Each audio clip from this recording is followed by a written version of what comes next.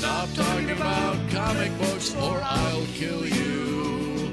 I don't care if the Hulk could defeat the Man of Steel. Hey there, everybody. Welcome to Everything Comics. I'm your host, Bullseye Bob, and this is another episode of Having Comics with My Coffee.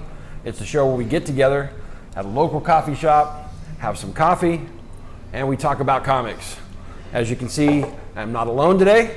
I have my good friend Bueller from Comics with Bueller. How you doing today, Bueller? I'm doing really good. Thanks for having me on yet again. I didn't have to photobomb this one. I was invited. Absolutely. So that's kind of nice. Thank you, sir. I'd invite him every chance I get because I really love having him on the show. I love being on your show. And so this is a real treat that we have this morning. And so yeah, I mean, we're here at the Refuge Coffee House in live and in living color. And of course, the Refuge is at 9217 Southeast Foster Road in Portland. And this is one of my favorite coffee shops. It's the official coffee shop of Everything Comics. And and so today we're having some coffee. Bueller, what are you drinking today? I'm drinking a spiced mocha. Oh, yeah. It's very spicy. Is it? And I like it. That's awesome stuff. I'm having another pour over. This time I've got a Brazilian cocacé. I think that's how you say it. But it's really tasty. Nice. I had some sugar-free sweetener inside of it, and I'll try some now. Careful. I don't want to burn my lip or anything, you know? Yep. It's really good though. But okay, before we get into our show, I do have a couple announcements. First off, I am in another show. I've said this a couple of times, and I'm actually in a show with this guy on his channel, Comics with Bueller, and we're on the new Coffee and Comic Show. Of course, that drops every Monday morning at 5 a.m. Pacific Standard Time, and that's been an amazing show where we get together, we have a kind of a roundtable discussion. Bueller has his preview video, which comes out every Wednesday, previewing the new comics that come out the very next week. And in that video, he asked a question that we actually talk about on the new Coffee and Comic Show. And you don't want to miss this week. This week, the question is the comic book industry headed for a crash? Great question. I know there's been a lot of comics on the channel, a lot of comments on the channel. And tune in. It's going to be a really great discussion. Leave a comment. And maybe we'll ask it on the show. But yeah, it's one of my favorite parts of the week. I really love getting together and talking comics. And so tune in at Comics with Bueller. There'll be a link down below in the description that you can get there with. And but tune in and check it out. That's a good show. A lot of love. Absolutely. That's what I'm all about, man. Come on. But okay, so moving on. Also, I have a new show that's going to be coming out. It should be rolling out this week. I'm actually going to be doing a countdown to a Comic-Con. Washington State SummerCon is happening this June, and we're really excited about it. Last year, it was a pretty incredible show. Bueller actually moderated a panel with the great Chris Claremont, which was pretty amazing. And they gathered all these huge creators, legendary creators, and they have a great lineup coming up this year. And so weekly, I'm going to be doing a countdown, how many days left until the con, and I'll be doing some of the announcements of the people that are going to be at this con, and I'm really excited about it. So tune in for that. But hey, I really appreciate you guys. It's been really cool being able to interact with you, comments that you leave, and I just want to say thank you for tuning into the show and for supporting us. And then so now we're going to just go ahead and get into our comics this week. We do semi-spoilery reviews. I know, huh? And of course, we do have the Everything Comics rating system. You know I'm a huge fan of Daredevil, and so we use the fighting stick rating system. And so if we like the comic book, it'll be 2 sticks up. And if we're kind of on the fence about it, it might be a stick up and a stick down. And if we just didn't like the comic or didn't connect with us, we'll give it 2 sticks down. And so just kind of let you guys know, you'll see a graphic on the screen to let you see, which of those ratings we actually are putting up. But so there you go, folks. That's kind of where we're going with this. And we're going to go ahead and get into our comic reviews. And Bueller, why don't you go ahead and go first today? All right. Very first one I have is Batman, number 86. Was very excited for this title because Tom King run on Batman is complete. It is over. And it went out with a whimper. It wasn't that great. It wasn't. So we have James Tynion, the fourth. I never know how to pronounce that guy's name. Yeah. But he is taking over Batman. And he's actually one of my favorite writers. He's doing Something Is Killing the Children. He's done Detective Comics before. He did the Batman Teenage Mutant Ninja Turtles, along with a bunch of other ones. So he has some experience with Batman books. But now he's on the main flagship book for DC. Batman's kind of always been. And this is his first outing. First thing before we get into the story, this book looks amazing. The artwork in this book is fantastic. I mean, it jumps off the page. You looked at it, right? Absolutely, I love it. It's that was one of my favorite things about it. I got the same feeling that I got when I read Hush for the first time. Yeah. And artwork is just awesome. Yeah, the artwork is one of the best things about this book. This cover is the Matina cover. This is the B cover, the cardstock one. But to the story itself, it was easy to read, and I was excited to read it. And it built from a little bit from the Tom King. They took a little bit of it. You know, Alfred is still gone, and Bruce Wayne is kind of dealing with that now. What I did notice about this book, though, it seems like it was a pretty quick turnaround from the event of the City of Bane storyline to this. I don't know if there's a lot of time has passed in this book, but right away we're introduced to a couple new characters, Mr. Teeth and the Gunsmith, I believe. That's right. So we got two brand new first appearance characters. They're both really neat looking villains, and they're pretty much going to go up against Batman. There's a bad guy who's kind of running the show. You don't know who it is yet. He's kind of in the shadows. I think it might be the Joker. I don't know. You never really know. But they're kind of going at Bruce Wayne, and Bruce is kind of contemplating on how he can improve Gotham on the Bruce Wayne level, through his, his normal persona type thing, and maybe the Batman character secondary, and that's kind of what he's dealing with in this book.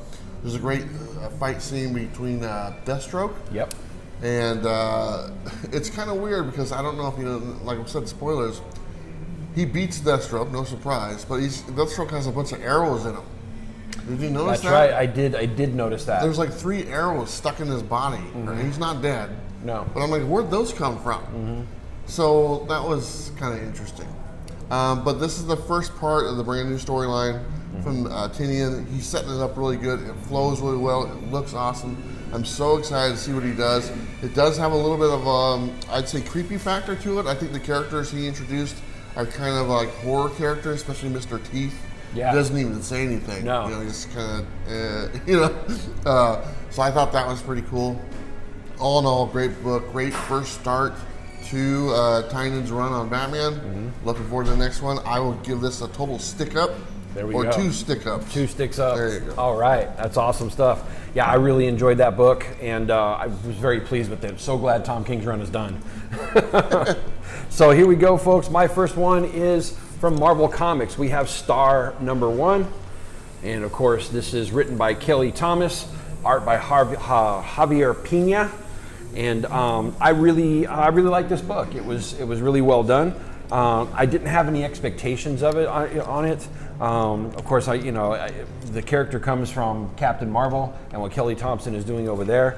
But I didn't really, this character didn't really grab me, and so I did pick it up because it's #1, and I wanted to check it out. And I was really surprised by it. I had a lot of fun reading this.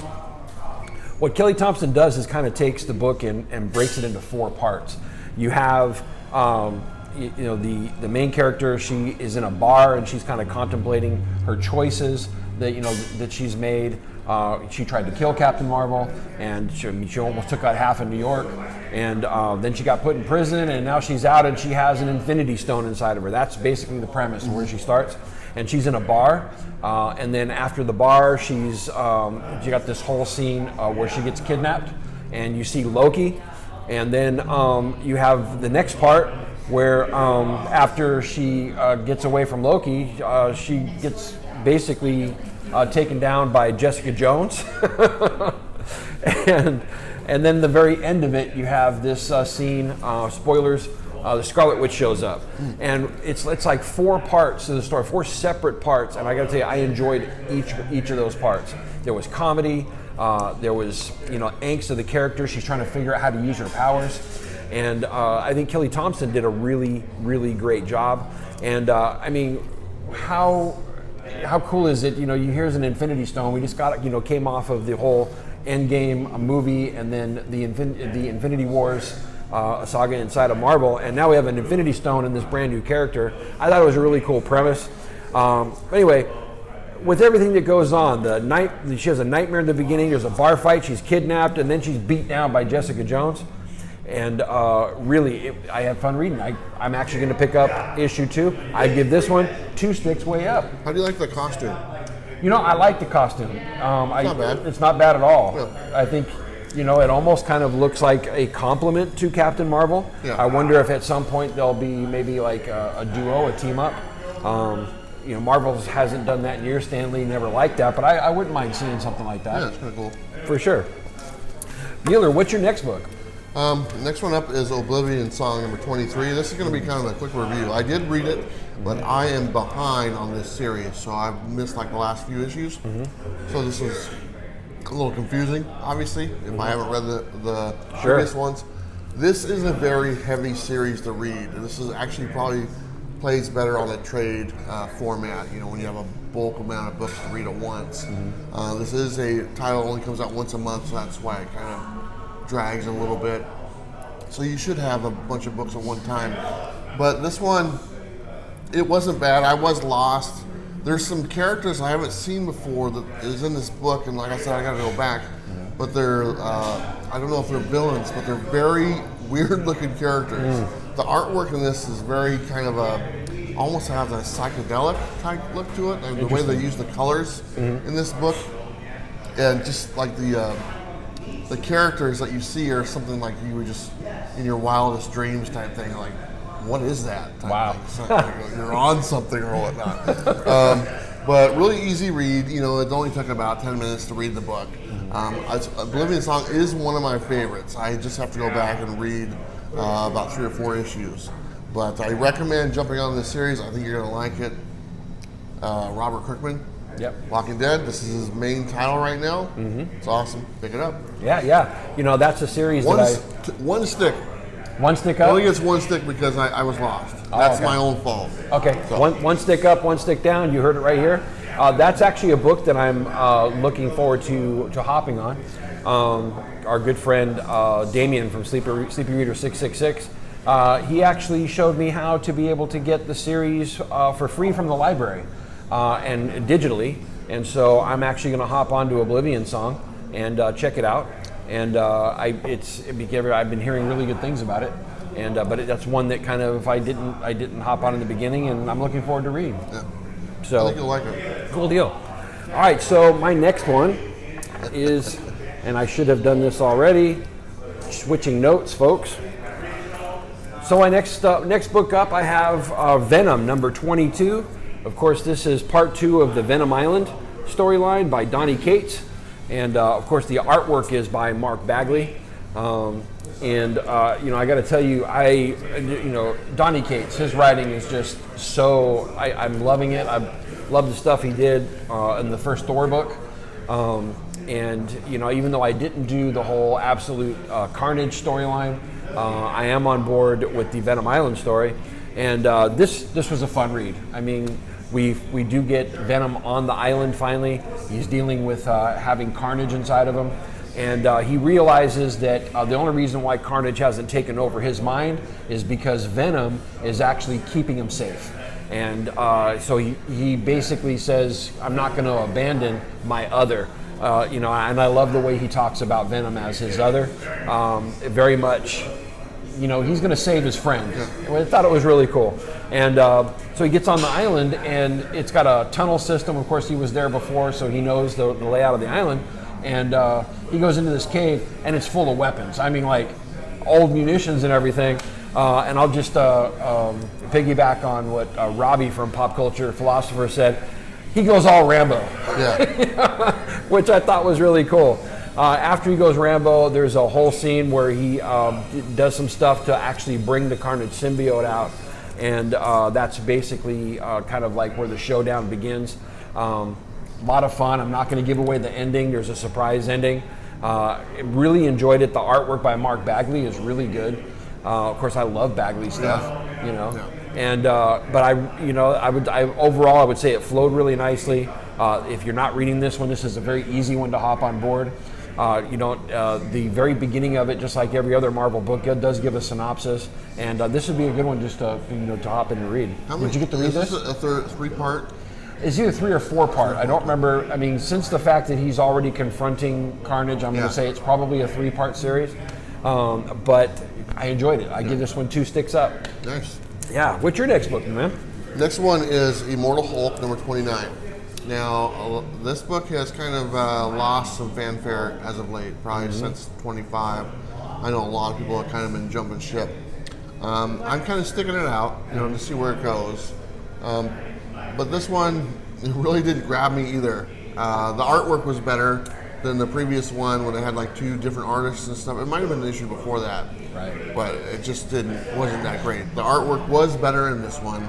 As you can see on the cover, there's like a giant monster below Immortal Hulk, like a kaiju, I think they're called. Yeah. And so I look at the cover, I'm like, oh, there's going to be a huge battle. Well, that battle does not take place. I mean, literally, it's at the very end of the book. It's the last page of the book, and it's not even really a battle. I mean, they just like saw each other type thing, and they're hugging, aggressively hugging. Yeah.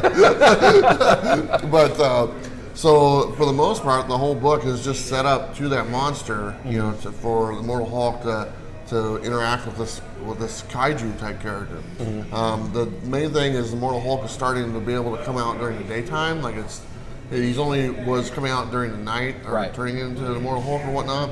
And now it seems like it's kind of fading to where it's like dusk or dawn or whatnot. He's available to do it, but really it didn't.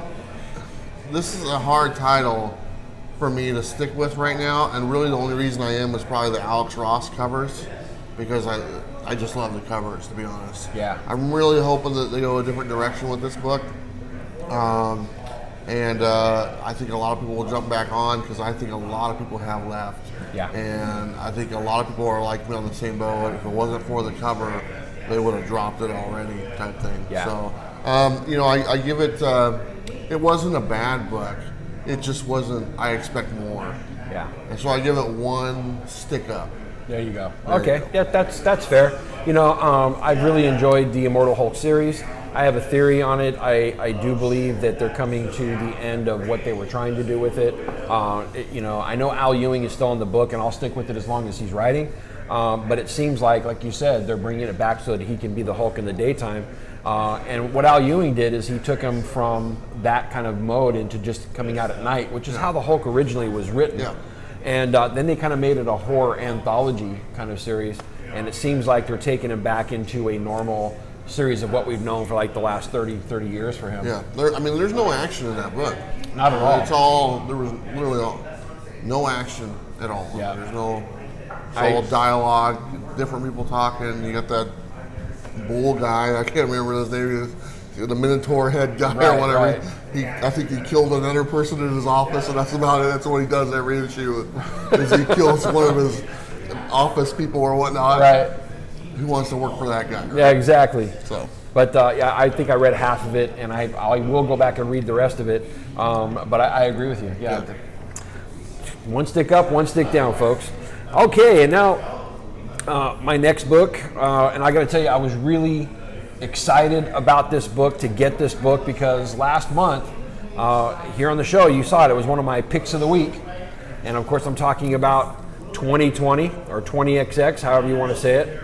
And because of the book last month, I really couldn't wait for this. You read this as well, right? I haven't read the number 2 yet. No, but you read the number 1. Yeah, we reviewed it. We reviewed it, right? And it was amazing. Yeah, we really enjoyed it. Even though it was a black and white comic, no color, the writing was really good. Yes.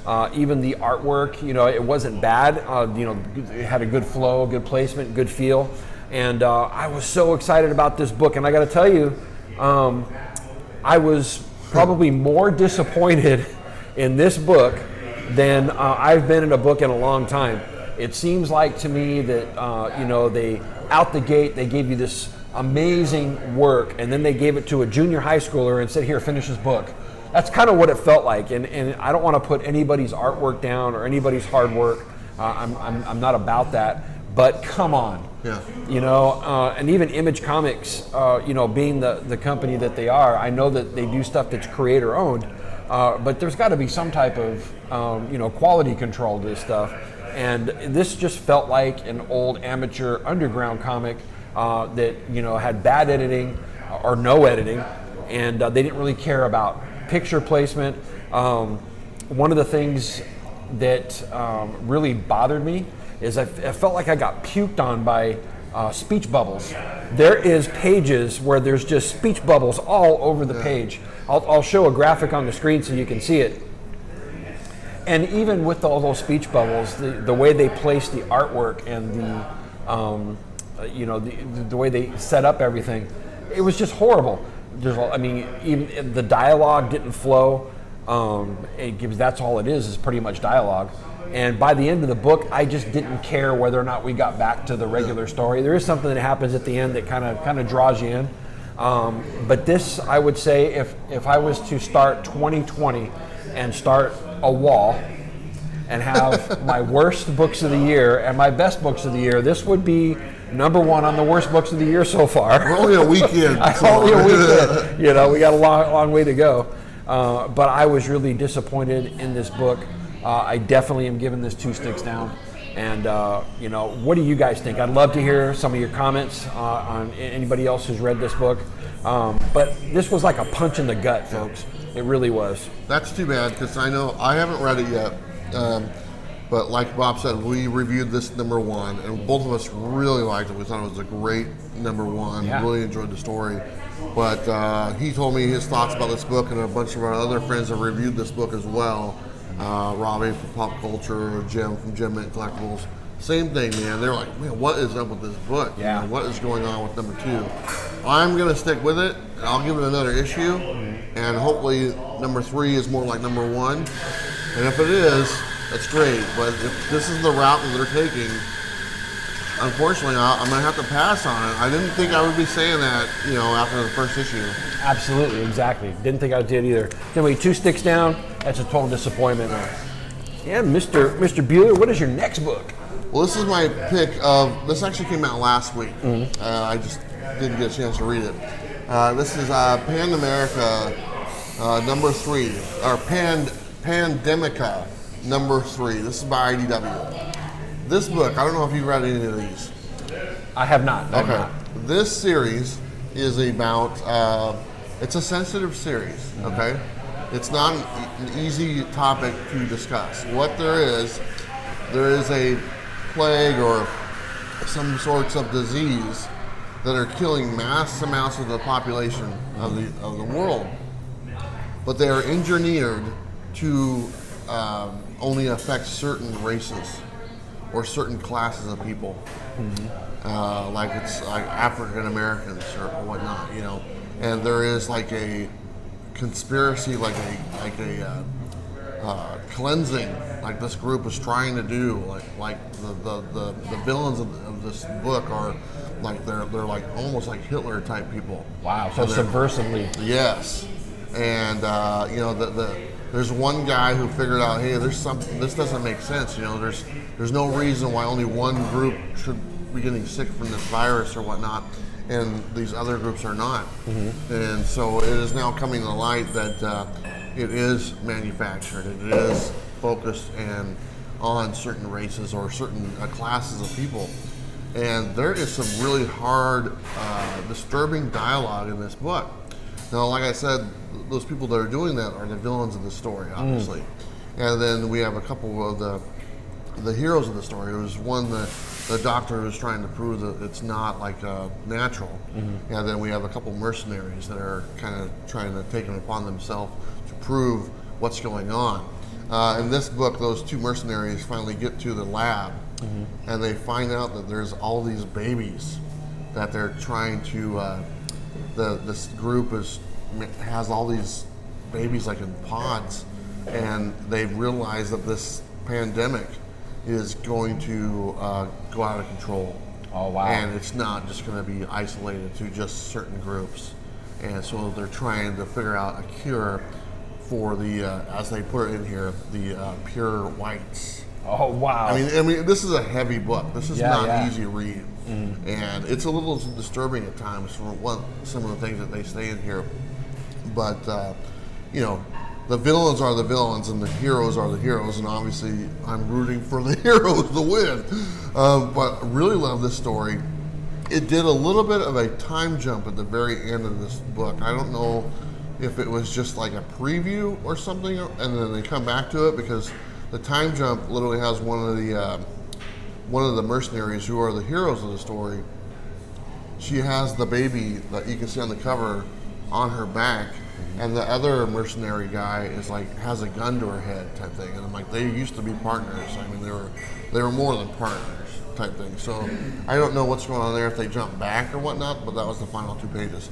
But this is a interesting book. It's not an easy book to read. If stuff like that bothers you, I'd say stay away from it. But I think the intentions of this book are good. You know, it's pointing out some very politically incorrect things or whatnot.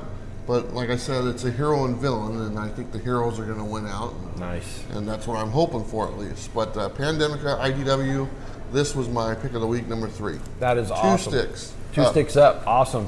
Yeah, that's a book that I'm definitely going to hop on. I know that you've mentioned more than once that this is one of your favorite series. Yeah. And I'm definitely going to hold on.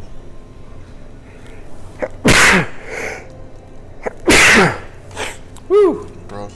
I know, huh? So this is one that I'm definitely going to be getting. It's only 3 issues in, and based on your recommendations and the way you've reviewed it, I definitely want to read this book. There's another book that's on my list this week that it brings social awareness the way this one, kind of the same thing that you're talking about, and so I'd like to check it out. Thanks, man. And so, and just to let you guys know, my pick of the week is actually one that he reviewed, which is the new Batman. That is definitely my pick of the week. I thought James Tynion IV did a great job. I love the artwork, and so I was so surprised by the artwork. I think that's why I'm making my pick of the week. It was one that I just really enjoyed, and so there you have it. And so, so what I'm going to do right now is I don't have a 4th book to review. I'm actually going to do my mini reviews. Some other books that were on my pull list this week, and the first one is Battle Pug number 5. Really enjoyed this. This is, sorry about that. No, I'm pointing at your pug. There we go. You have a pug. I do have a pug. Actually showed her last night on my live stream. But this is written and drawn by Mike Norton, and but also I wanted to point out, and you can kind of see it on this cover. But the colors are done by this guy named Alan Palasqua. The colors in this are so amazing. They're so vivid. I love very vibrant color, and this one just flows off the page at you. And it's a fun read. Had a great time. I give this one 2 sticks up. Next one on the list I have from DC Comics Black Label. This is Daphne Byrne, issue number 1. This was a really I've been really liking the Black Label, especially the horror comics, yeah. The Hill House. Yeah. Mm-hmm. And but this one here was written by Laura Marks, and the artwork is by Kelly Jones. This one, I really liked it. It's kind of a little, takes you back to Gothic horror, a little more classic type stuff. And it was really easy to get into it. I wasn't crazy about the artwork, but I'm not going to ding it for that because I think it sets the tone really well. And so definitely check this one out. It's one of the better of the Hill House run. I give this one 2 sticks up. Then my next one, and this was kind of like your Pandemica. Yeah. This is The Clock by Image Comics. This one written by Matt Hawkins. Artist is Colleen Doran. And this one, Matt Hawkins, he's very socially aware, and this one's kind of the same thing. It deals with cancer being out of control. There's a strain of cancer that's out of control, and he came up with the idea, what if cancer was weaponized? And so it's kind of the same type of pandemic type thing. But the thing I like about this, not only was it well written, it kind of flows really fast, but it was well written. It brought some awareness. I'm into the story, but at the end, it kind of gives the reason why he wrote the book, and what he's trying to do is make people aware. He has another book by Image called Think Tank that I never hopped on, but hearing his heart behind this makes you want to go read Think Tank. Anyway, I give this 2 sticks up. It flowed really well. It is one that is more bringing social, bringing people for social consciousness, and I really enjoyed it. So that's one I want to get. I haven't picked it up yet, but that's on my list. Yeah, it was really well done. Two sticks up, folks. All right, so that is it for our reviews this week. Pretty cool. Hope you guys enjoyed that. Hope that it helps you guys make your own picks for stuff that came out this week. And the next part of our show is we usually show something that was not on our pull list this week. And I actually didn't bring a book for that, so I borrowed one from him, and they're both kind of in the same vein.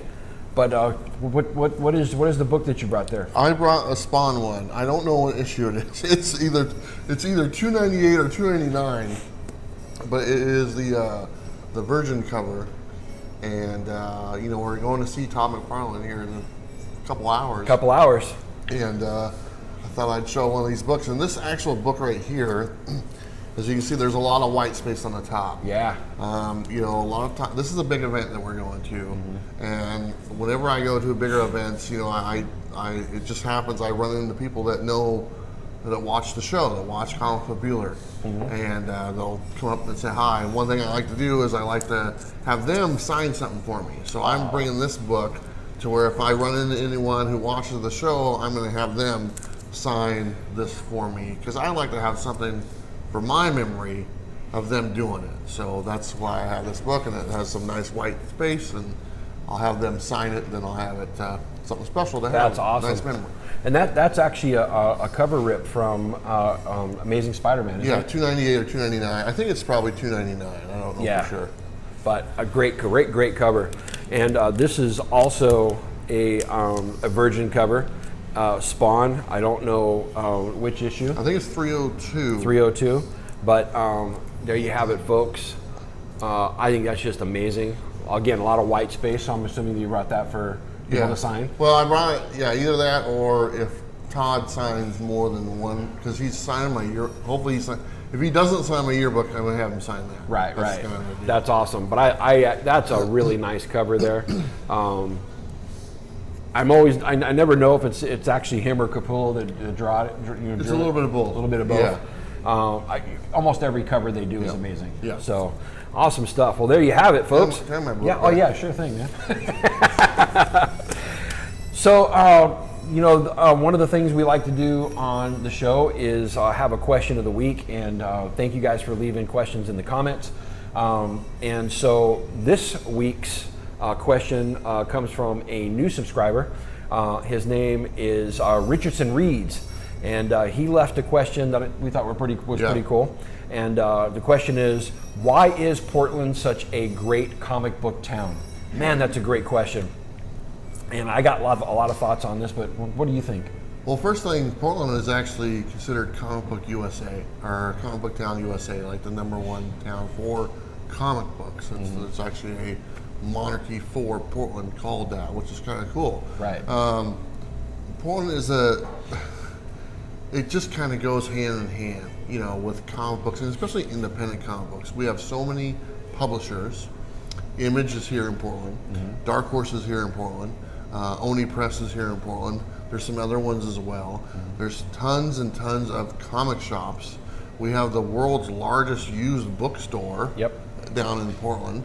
And then we have just countless and countless creators of comics that live in the Portland or around the Portland area. Yep. Big names. And at one time or another thing, for most creators, they've spent time here. If you go and you meet a creator and you talk to them and they live in New York or whatnot, there's a good chance at one point during their career they've lived in Portland. Absolutely. And more often than not, that's what you will hear. And just the simple fact that we have that variety, we have that kind of recognition. I mean, Image came here like a few years ago. They wanted to come back to Portland. And then Dark Horse was, right out of the back of a comic shop. That's how that happened. And it's just, it's pretty nice, when you think about it. Another thing is there's no sales tax. That's a big thing. That's a huge one. And it rains a lot, so a lot of people like to stay inside and read their comics. Yep, So that's a factor to it as well. And we have tons of comic shops, and the whole coffee vibe and all that stuff. I think it lends its hand, pretty easily. So to me, that's what makes Portland a big comic book town. Just a different variety of publishers, creators, comic shops, you name it, it's here. It's kind of the alternative lifestyle, if you want. I don't know if you want to call it like that. Something like that. But our other moniker is Keep Portland Weird. Yep. And that's what we do. So there you go. I agree. 100%. This is a great town for comic books. You mentioned there's a lot of comic shops. You can go to most towns and they'll have maybe one or two. And Portland is not a huge city. It's not big like New York or Los Angeles, but we have just as many comic shops here as you'd get in a big city. I think we got 9 or 10, comic shops, and then you have kind of specialty comic shops as well. And so there's a lot of different places to choose from. Our oldest comic shop has been here since 1974. They've been in business, and Excalibur Comics, and so it really. It's like the best of everything you'd ever want inside of comic books. One of the things that you mentioned, staying in, because it rains here a lot. Coffee. I mean, we both have coffee and comic shows. I mean, you can't go wrong with that. Here's a side note. If you ever want to see what Portland looks like, if you watch the CW Flash show, all the scenes that they show of the city, like from an aerial view, that's Portland. They're using Portland as the backdrop for the CW Flash show. Just in case you guys wanted to know, that's what you're looking at when you're watching that show. So it's kind of cool. Absolutely. Or if you ever watch Grimm, right? All of Grimm was filmed here in Portland. But you mentioned a lot of the different creators that are here: Brian Michael Bendis, Kelly Sue DeConnick, Mac Fraction, Carl Kessel. There's like a lot of names in comic books that are here, and so it's like, I mean, this is the best place to be if you're into comics. And Everything Comics is here. Comics with Bueller, Sam's Thing on the Web, Sleepy Reader, 666. Yep. We got it all, folks. We even have comic-related businesses. Like there's a place called the Nerd Out, which is just full of comics. And it's a restaurant. It's a restaurant, a restaurant bar. And so that's what makes it such a great comic book town. I think you explained it really well. And you come on and visit us sometime. Let us know that you're going to be here. We'll have a coffee with you and we'll talk comics. There you go. That's awesome stuff. So that's it, folks. That's our show for today. Thank you very much for tuning in.